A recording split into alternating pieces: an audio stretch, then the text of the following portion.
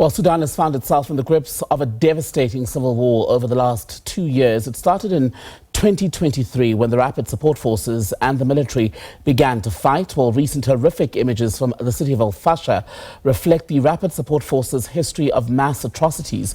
At least that's according to Human Rights Watch. Dozens of videos circulating on social media in recent days purportedly show the RSF committing extrajudicial killings and other serious abuses against people who are trying to flee North Darfur's capital.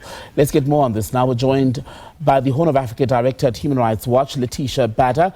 Letitia, very good evening to you. Welcome to the SABC. So let's start first with what your teams are telling you regarding the latest developments on the ground in Al Fasher and other parts of Sudan. Just how bad is the situation?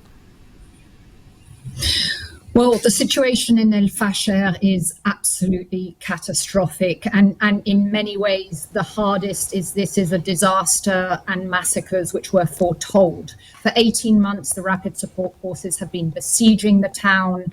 Parts of the town had already been declared in a state of famine.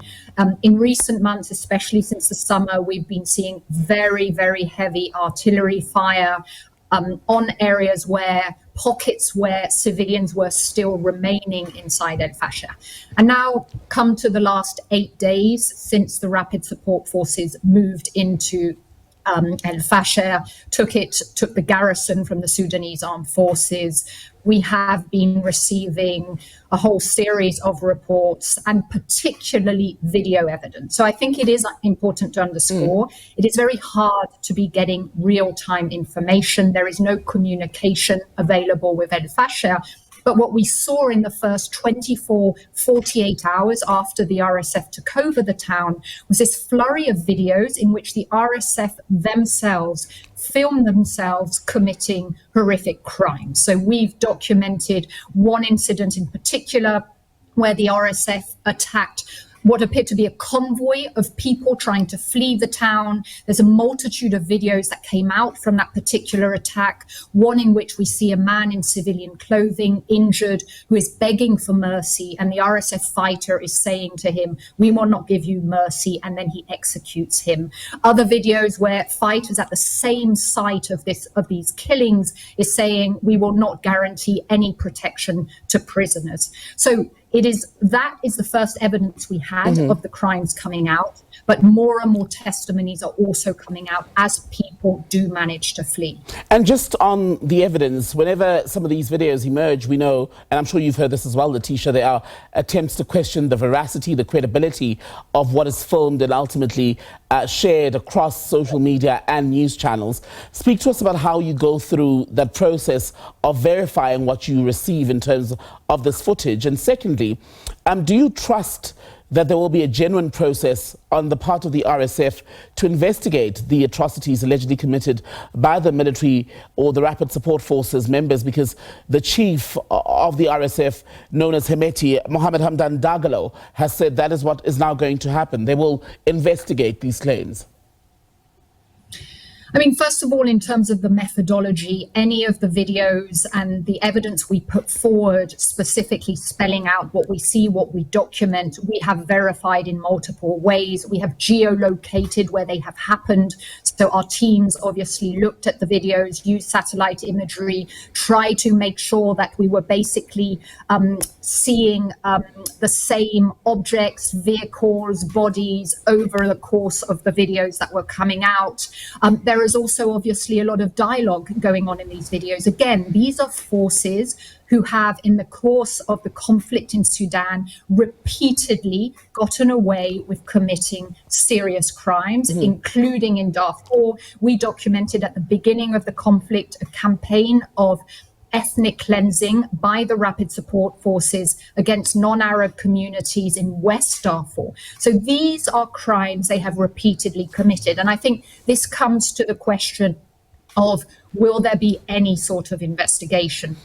Interestingly enough, in the last few days, the Rapid Support Forces have arrested one of their commanders who was repeatedly seen in some of the worst videos which have been circulating over the last week. Now, this is not the first time videos of this particular commander have circulated. He's been coming out in horrible videos for several months now. So First of all, the question is, why did they not rein him in? Why did they not arrest him 3 or 4 months ago, where he was already seen committing these crimes? But there's a long history of the Rapid Support Forces leadership denying crimes committed by their forces. But are the hands of the military then clean? Because there's been a lot said in the last few weeks about the Rapid Support Forces and the crimes committed by its fighters. In September, there was a fact-finding mission report that was presented to the UN Human Rights Council, and that said that both sides had basically violated the rights of people. In fact, a part of that report said that both the Sudanese Armed Forces and the Rapid Support Forces, the RSF, were responsible not only for direct and large-scale attacks against civilians, but also for the extensive destruction of essential infrastructure for survival, including medical centers, markets, food and water systems, and displacement camps. Absolutely. I mean, in much of the first year or 18 months of the conflict, the Sudanese armed forces actually didn't control much territory. So a lot of the trends of abuses and violations we've seen by the Sudanese armed forces have been these indiscriminate bombardments of civilian areas, civilian infrastructure, from starting with the capital Khartoum right at the beginning of the conflict, through more recently to attacks on civilian infrastructure in Darfur. We've also continued to document how the Sudanese armed forces have deliberately obstructed humanitarian assistance. This is in the full face of knowledge that famine was ongoing. It started in Darfur, in North Darfur. It's now spread to Kurdistan. The Sudanese armed forces are very aware of this, but have continued to use a whole range of tactics, which has made it very difficult for the humanitarian operation to scale up at the rate that it needs to happen. And is what is happening in Sudan, as Malaysia was saying a few hours ago, does it amount to genocide? Does it fit the classification of genocide in terms of international law?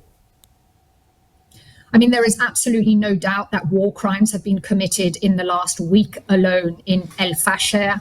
As I've explained earlier, I mean, we are still trying to gather information. One of the big concerns that many humanitarians who are in the town of Tawila have been raising is we are not seeing the numbers of people arriving that should be arriving. So where are they right now? We know that the RSF have detained many people, particularly men. We know there is a lot of ransom going on right now.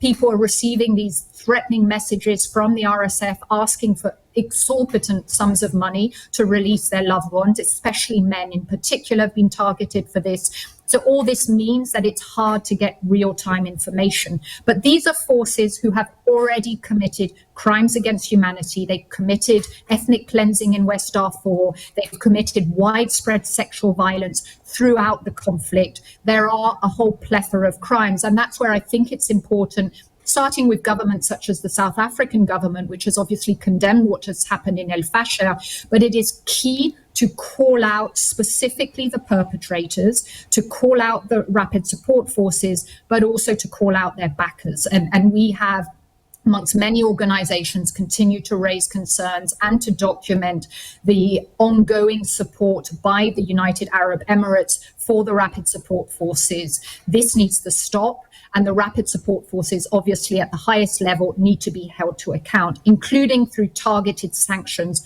from the Security Council. Letitia Bader, good to talk to you. She's the Director at Human Rights for the Horn of Africa. Human Rights Watch is the name of the organization, speaking to us from Rome in Italy this evening. Well, we're going to bring you across more of the day's news in a moment.